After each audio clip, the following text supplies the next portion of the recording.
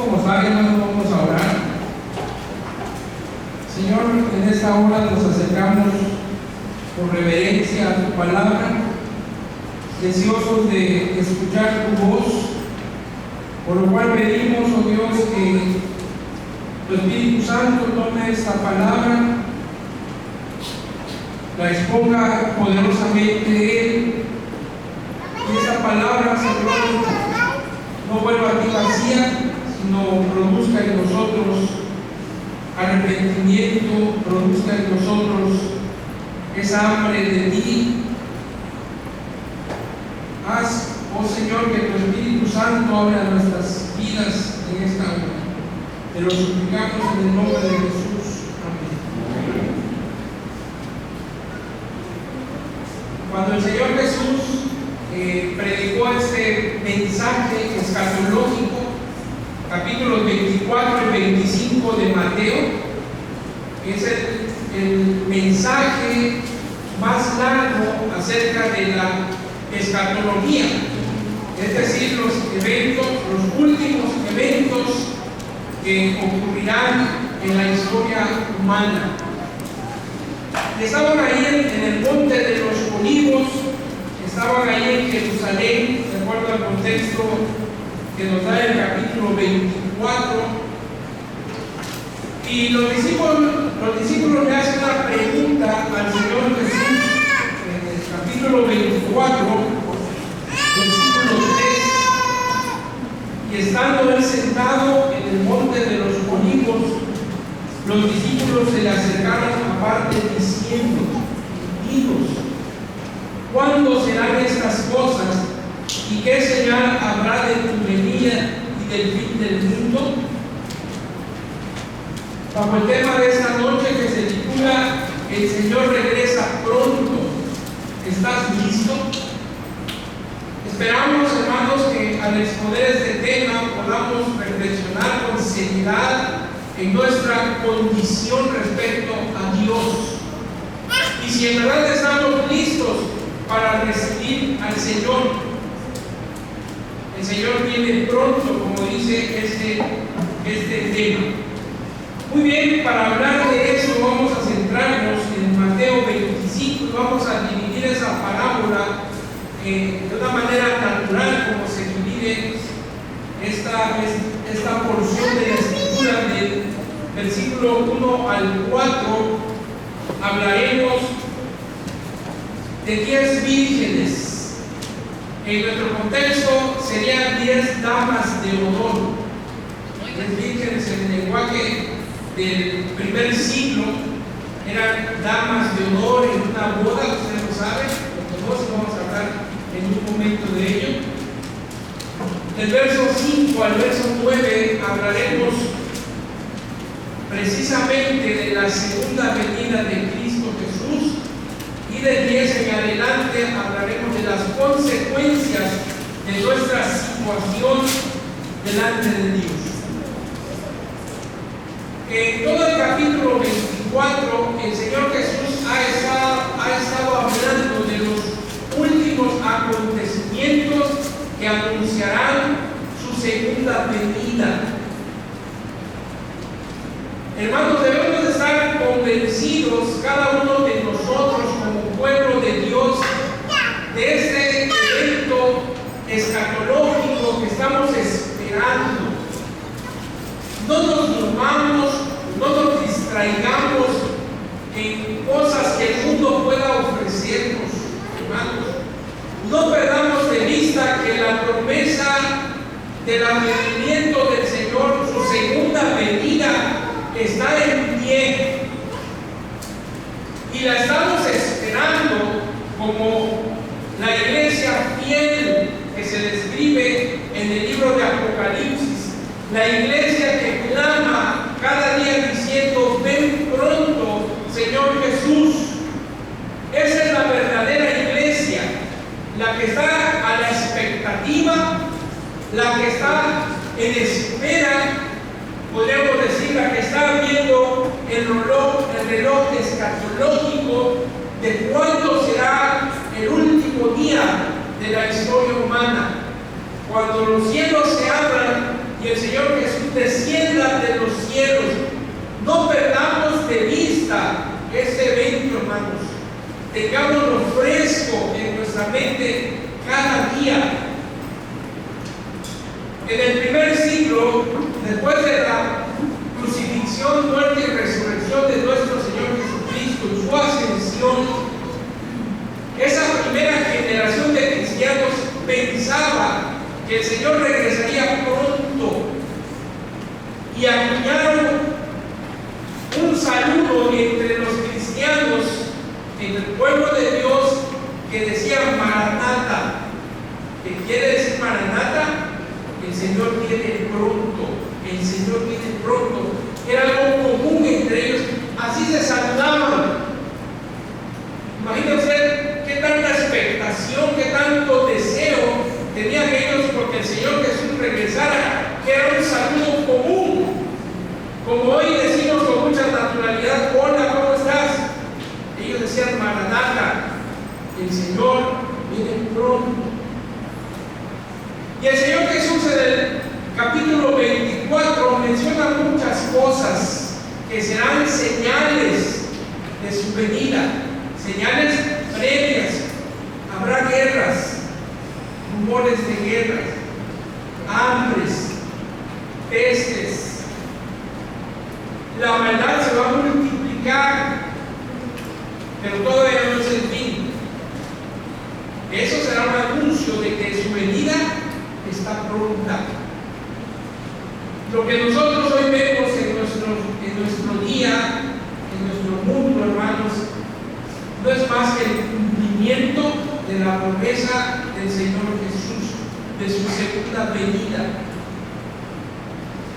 Hoy más que nunca, siempre han habido guerras, siempre han habido enfermedades, siempre ha habido maldad, pero hoy más que nunca, en los días que nos ha tocado vivir, se han multiplicado todas estas cosas. Hace un momento, ahí en Bacacé, platicábamos con algunos hermanos cómo fue nuestra infancia, en la que podíamos salir sin temor. Podía un niño andar quizá en su colonia sin ningún miedo. Hoy no se puede. La maldad se ha multiplicado a tal grado, hermanos, que hay redes de trata de blanca, hay redes de prostitución, hay redes de narcotráfico. La maldad se ha aumentado. Y es algo terrible lo que vivimos en nuestros días. No debemos dejar o mirar simplemente esas noticias haciendo a un lado la promesa del Señor. He aquí, yo vengo en breve, yo vengo pronto, dice el Señor. Y pensando en esto, el Señor Jesús expresa 3 parábolas, pero en esta noche voy a centrarme únicamente en la parábola de las 10 vírgenes. Como dijimos al principio, del verso 1 al 4, vamos a hablar de estas damas de oro. Entonces, el reino de los cielos será semejante a 10 vírgenes que, tomando sus lámparas, salieron a recibir al esposo. 5 de ellas eran prudentes y 5 insensatas. Las insensatas, tomando sus lámparas, no tomaron consigo aceite, mas las prudentes tomaron aceite en sus vasijas juntamente con sus lámparas. Vamos a detenernos a explicar esta parábola que el Señor Jesús mencionó a sus discípulos en el primer siglo. Recuerden que el Señor Jesús siempre buscaba la forma más sencilla, más simple de hablar acerca de su doctrina del reino de los cielos, y siempre echaba mano de figuras cotidianas, figuras de la vida común y ordinaria, para facilitarnos así el entendimiento de su palabra, de sus doctrinas, de los principios eternos. Y en esta ocasión el Señor habla de 10 damas de honor, 10 vírgenes que fueron fueron invitadas a una gran cena, a una gran boda. Por lo que podemos mirar aquí, y de acuerdo a lo que el Señor Jesús ha dicho, habían 5 vírgenes, 5 doncellas sensatas, sabias, y 5 insensatas o tontas, como dice el idioma griego. Al parecer, todas estaban bien.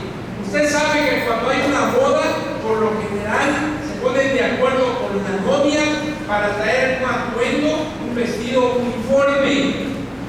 Y el día de la boda vemos a las damas de honor, pueden ser 5, pueden ser más, vestidas todas de la misma manera, acuerdan hasta el maquillaje y quizás en la forma del cabello, el peinado, para estar uniformes y que todo se vea muy bien. Bueno, aparentemente son iguales, pero el Señor Jesús marca una diferencia grotesca, una diferencia enorme entre esas 10 doncellas.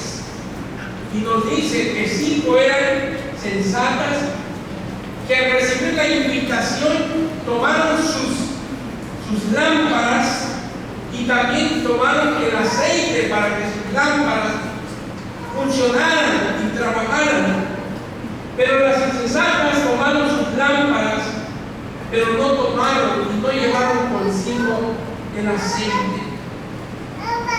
En nuestros tiempos esto está fuera de contexto, porque ya no utilizamos lámparas. Quizá unos años atrás había las lámparas de petróleo, que había que rellenar el depósito para que la lámpara esté encendida quizá toda la noche o el tiempo que la necesitemos. En el primer siglo se usaba el aceite de olivo como combustible.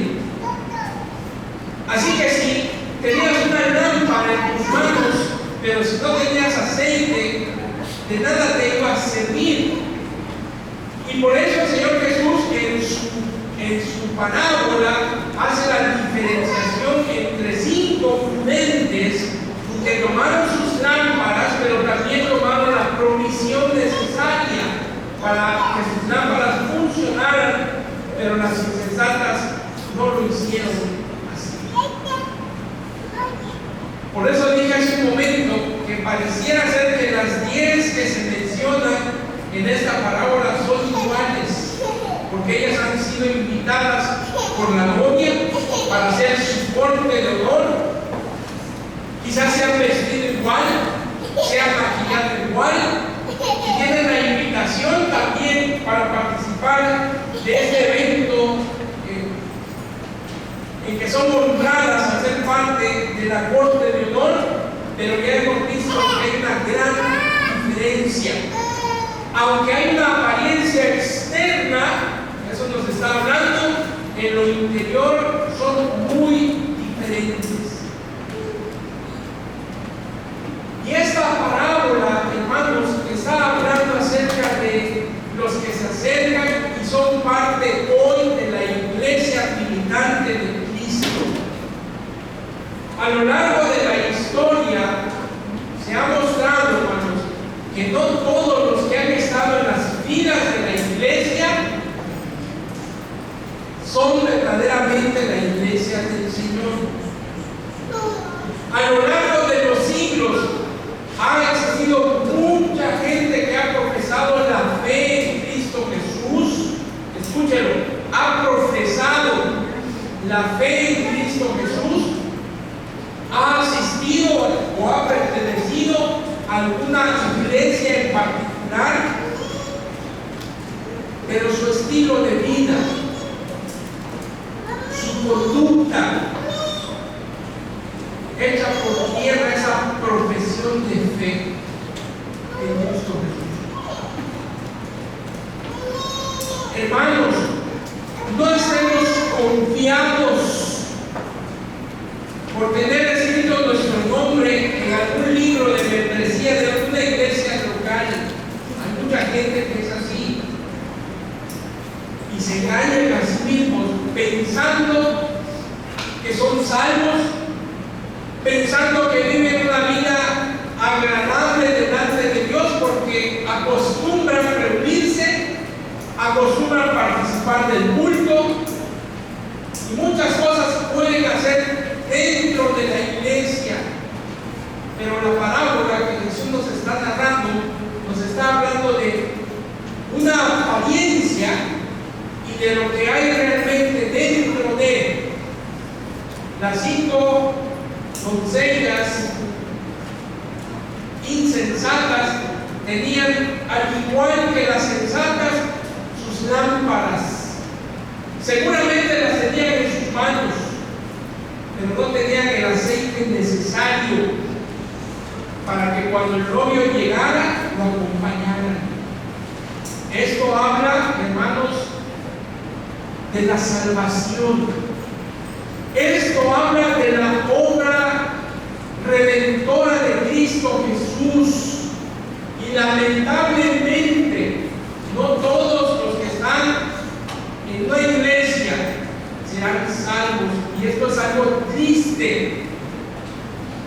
Esto es algo que nos debiera hacer temblar a cada uno de nosotros y preguntarnos hoy con seriedad: ¿será que soy salvo? ¿Puedo tener la seguridad, la certeza de salvación hoy? Debemos preguntarnos cada uno de nosotros. O quizás estamos confiados como las 5 vírgenes insensatas. Quizás tengamos nuestra lámpara aquí en nuestras manos, pero no sirve de nada porque no tiene el aceite que haga trabajar, que haga funcionar a esa lámpara, a ese objeto. Muchos tienen simplemente una fe intelectual. Muchos saben de Biblia, muchos saben de doctrina, muchos saben de teología, pero sus vidas no reflejan ese conocimiento. En sus actos, en sus palabras, en sus acciones, demuestran todo lo contrario. Hermano, con sinceridad, si tú eres alguien que se comporta así, que en esta noche la palabra del Señor nos haga reflexionar y pensemos con sinceridad en lo interno. En verdad tienes una relación con Dios. En verdad el Espíritu Santo ha dado testimonio en tu espíritu de que eres hijo de Dios, porque podemos saber en verdad si somos hijos de Dios cuando el Espíritu Santo da testimonio a nuestro espíritu de que somos hijos de Dios. Quizá alguien, algún joven, alguna niña o algún hermano adulto no esté seguro de su salvación, pero está aquí con nosotros. Y ese es el peligro que vamos a ver en el último punto. Así que, hermanos, no se trata de la apariencia externa, escúchelo. No se trata de esto. Preocupémonos por vivir verdaderamente un cristianismo sincero, puro, de comunión con Dios. El verso 5 al 9, como dijimos, dice: y tardándose el esposo, cabeceaban todas y se durmieron, y a la medianoche se oyó un clamor: aquí viene el esposo, salid a recibirle. Entonces todas aquellas vírgenes se levantaron y arreglaron sus lámparas, y las insensatas dijeron a las prudentes: dadnos de vuestro aceite, porque nuestras lámparas se apagan. Mas las prudentes respondieron diciendo: para que no nos falte a nosotras y a vosotras, id más bien a los que venden y comprar para vosotras mismas. Quizá para nosotros en el siglo XXI en el que estamos viviendo no es común esta figura, esta narrativa que el Señor Jesús está haciendo a sus discípulos en el primer siglo, pero explicaré brevemente en cómo se realizaban, hermanos, las bodas en ese tiempo. Y no es lo mismo que hoy en día. Para empezar, el noviazgo como hoy lo conocemos no existía. Muchos dicen por ahí que los noviazgos que hoy se viven han sido más bien influenciados por Hollywood, es lo que nos han presentado, pero no son bíblicos. Yo te voy a explicar por qué. Cuando un joven quería casarse con una muchacha, no había el tiempo de noviazgos como hoy en día. El muchacho iba a hablar a casa del padre y si entraban en común acuerdo se firmaba desde ese momento un contrato prematrimonial. Escúchenlo. No era un juego. Cuando un joven sentía interés por alguna muchacha, se firmaba ante las autoridades allí en Jerusalén un contrato prematrimonial. No se habían casado aún, pero ya se habían, vamos a decirlo así, apartado el uno para el otro. Ya era una cuestión legal. La muchacha o el muchacho, si querían romper ese contrato, o llevaba un aspecto legal, no como hoy en día, el noviazgo. A veces vemos a las parejitas que empiezan a enamorarse, y al rato vemos que ya no son, ya no están, no pasa nada. No así en el primer siglo, era algo serio. Por eso, hermanos, cuando José supo que María estaba embarazada, estaba ya en ese contrato prematrimonial que pudiésemos llamar hoy en día el noviazgo. Ya se habían apartado el uno para el otro y de repente María resulta embarazada. Y usted conoce el texto del Evangelio. José quiso dejarla de noche para no difamarla, para que eso no se hiciera más grande. Pero el ángel del Señor se le apareció y le dijo a José: no temas recibir a María como tu mujer, porque lo que en ella ha sido concebido del Espíritu Santo es. No ha sido nada carnal. Ella no ha fallado a ese contrato que ya tiene. Así que José la recibió con gozo, la recibió y así vivió con ella. Bueno, cuando se firmaba ese, vamos a decir así, contrato prenupcial en la que era ya un compromiso legal, el joven regresaba a su casa paterna. Y el joven se ocupaba en preparar el aposento o la casa donde iba a llevar a su esposa cuando se consumara el matrimonio. Y algo interesante que leí al investigar este tema es que el padre del novio era quien daba la luz verde o la autorización para que el novio regresara por su novia y la tomara ya como su mujer y la llevara a su casa. El padre de familia veía si la casa estaba lista y ya estaba en condiciones para que él regresara el novio y llevara a su esposa a su casa.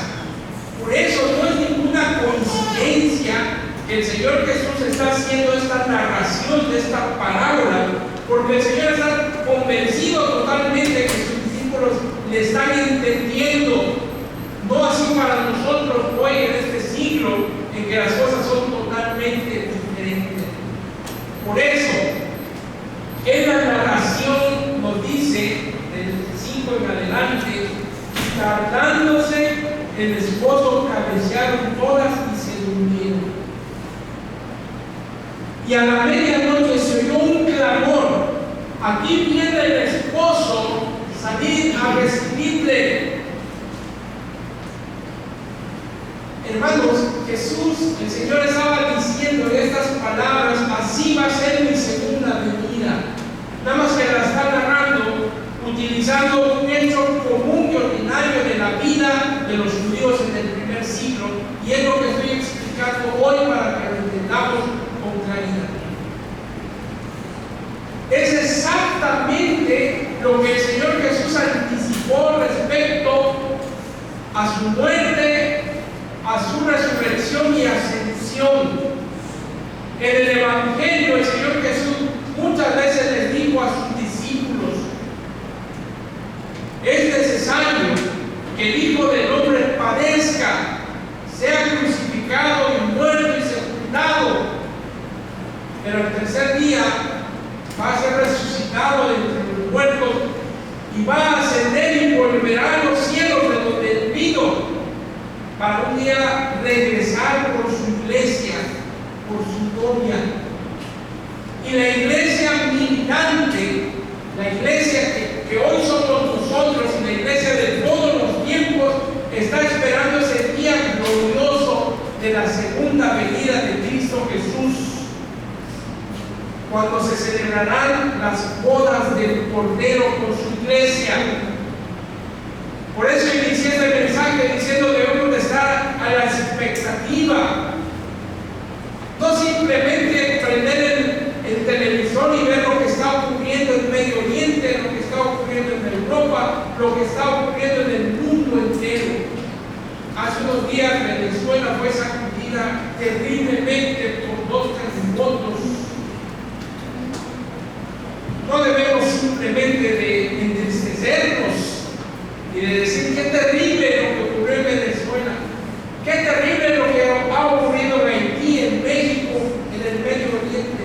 No, hermanos, entendamos, a la luz de Mateo 24, son anuncios de que la segunda venida del Señor Jesús está pronta. Y debemos estar preparados como iglesia para recibir al Señor. A la medianoche, cuando menos esperaban al novio, se oyó un clamor anunciando: aquí viene el novio. Y así será la segunda venida del Hijo del Señor. En la carta a los tesalonicenses se nos dice que en ese día en que Cristo venga, los cielos se abrirán y el Señor Jesús descenderá con voz de trompeta, con voz de arcángel, trompeta de Dios. La segunda venida de Cristo será visible para todo ojo humano, todo ojo le verá. Y toda lengua confesará que Jesús es el Señor, para gloria del Padre. Al decir que a la medianoche se oyó el clamor, está diciendo cuando menos se lo esperaba. Cuando nadie lo esperaba, se fue el anuncio: aquí está el novio. Y las prudentes se levantaron, se alistaron sus lámparas para recibir al novio, al esposo. Pero las 5 insensatas, aunque se parecían externamente y parecía que estaban en la misma condición, pero ya he explicado yo la gran diferencia que había entre ellas, empezaron a pedirle a las prudentes: dame un poco de aceite, denos un poco de aceite para preparar nuestras lámparas. Y ellas dijeron: no, porque nos vamos a quedar nosotras sin el aceite. Vayan ustedes y cómprenlo. Eso nos habla, hermanos, de que la salvación es intransferible. La salvación es personal, hermanos. nuestros hijos con todo el corazón, aunque amemos a nuestro esposo o a nuestra esposa, si usted de manera personal no se ha arrepentido de sus pecados y no ha confesado a Jesús como su Señor y Salvador, si usted no ha depositado su fe en Cristo Jesús, si usted no está viviendo en su vida, con su vida, una fe verdadera, entonces se está engañando. Entonces usted es parte de esas 5 vírgenes insensatas. Y decía yo, aunque amemos a nuestros hijos, a nuestros esposos, no podremos hacer absolutamente nada por ellos. No podremos decir, toma la mitad de mi salvación y vámonos juntos. Es algo personal. Es algo de usted con Dios. Usted conoce su condición espiritual con el Señor. Y es algo en lo que debemos reflexionar en esta noche, porque el día menos esperado, cuando se diga en el mundo hay paz, cuando las cosas aparenten estar todo bien, la señal del Hijo del Hombre de Cristo Jesús irrumpirá en la historia humana como lo hizo en su primera venida. Será algo terrible ese día. Será terrible para los que se identifican con las 5 vírgenes insensatas. Malaquías habla acerca del gran día del Señor. Será un día donde el fuego abrasador arrasará a los malos, a los impíos, para estar por siempre alejados del Señor. Y el apóstol Pedro también en su carta nos dice cómo será el día del Señor y lo confirma. No será destruido más por agua, dijo el Señor, sino por fuego.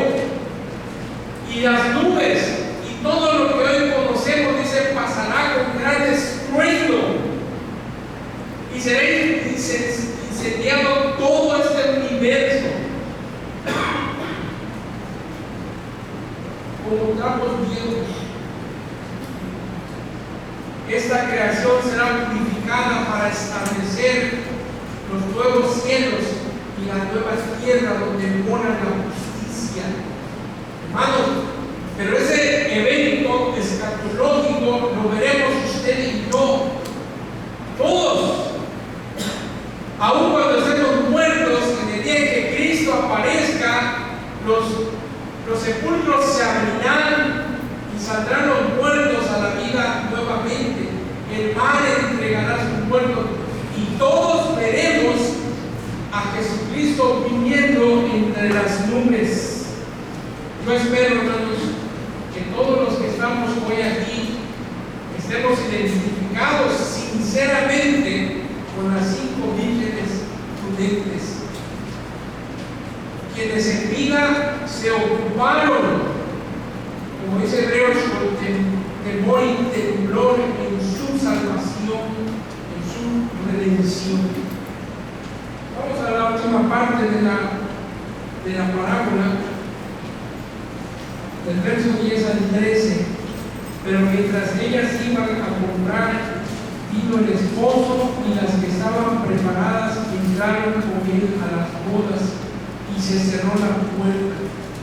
Después vinieron también las otras vírgenes diciendo: Señor, Señor, ábrenos. Mas él respondiendo dijo: de cierto digo que no os conozco.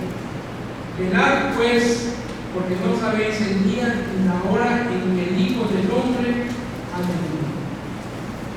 En lo que estas 5 insensatas fueron a comprar aceite, imagínense a la medianoche, ¿en dónde encontrará uno aceite? Difícilmente, todo está cerrado a la medianoche, todos están descansando. Y en lo que ellas anduvieron buscando quién les vendiera aceite, el novio, dice, vino, y las que estaban preparadas entraron con él a las bodas. y se cerró la puerta. Era una costumbre también del primer siglo, cuando se celebraba algún banquete, alguna fiesta en particular, una boda, cuando entraban los invitados, el novio cerraba las puertas. Los impuntuales se quedaban afuera. Y así lo vemos en el verso 11, cuando vinieron las otras vírgenes diciendo: Señor, Señor, ábrenos. Esta expresión no es una coincidencia aquí. Señor, Señor, ábrenos.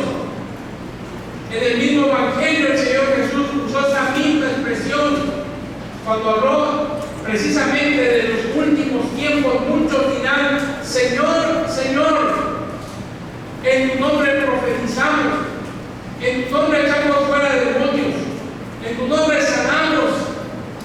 Simplemente el Señor contestará: no los conocí. No está hablando aquí de que Dios no conozca a todos. Dios es omnisciente. Dios conoce absolutamente a todo ser humano y todo lo creado. El Señor lo conoce. Está refiriéndose a un conocimiento íntimo entre un Señor y su siervo, entre el Salvador y los redimidos. A eso se refiere, a ese tipo de conocimiento. Es cuando usted y yo tenemos una comunión sincera con Dios.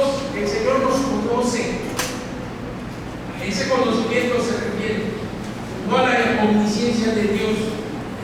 Únicamente, como es el Salmo 25, Dios tiene una relación íntima con los que le temen. Es ese conocimiento. Y la expresión Señor, Señor, ábrenos, no es casual. Lo usa el Señor Jesús repetidamente para mencionar o hacer mención de aquellos que, confiando en su piedad externa, viven una fe cristiana no sincera, y en aquel día exclamarán: Señor, Señor, ábrenos. Pero el Señor no abrirá. Mas él respondiendo dijo: de cierto digo, no les conozco. Vamos a concluir, amados hermanos, regresando en la historia bíblica y pensando en el diluvio. Cuando Noé fue avisado por Dios de construir un arca para que se salvara, no solamente él, sino su generación, la gente no creyó el mensaje de salvación de Noé. Y cuando el Señor cerró la puerta, porque así lo dice el libro de Génesis, el Señor cerró la puerta, nadie podía abrirla, nadie podía salir, ni nadie podía entrar, porque Dios la había cerrado. Y de esa generación, la generación de Noé, no se salvó absolutamente nadie más que Noé, sus 3 hijos y sus 3 nueras. No creyeron al anuncio, no creyeron en las palabras que predicó Noé a los de su generación.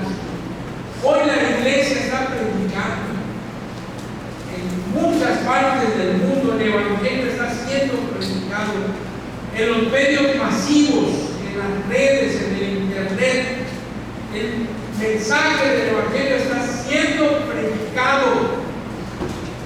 Pero ¿qué hace la gente hoy en día? Como en los días de Noé, cierran sus oídos y no quieren saber nada de Dios. Cuando les hablamos a las gentes de un infierno y de un cielo, dicen ellos: eso es una ilusión, eso no es una realidad. Un día el Señor Jesús regresará y los cielos se abrirán y vendrán con poder y gran gloria. Eso no lo creemos. Es un mito, es un cuento. Es parte de la religión para tener a las gentes subyugadas. Tantos argumentos que se hacen hoy en día, hermanos. Pero nosotros creemos que la Biblia es la palabra profética más segura, a la cual hacemos bien en estar atentos como una antorcha en medio de la noche, que nos va a guiar hasta que la luz del lucero esclarezca en nuestros corazones.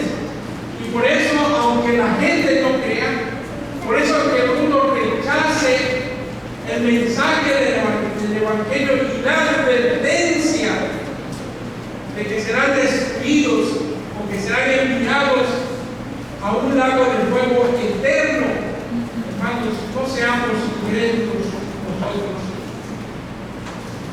En el verso 13 de esta parábola, el Señor Jesús le dice a sus discípulos: velad pues, porque no sabéis el día ni la hora en que el Hijo del Hombre ha de venir.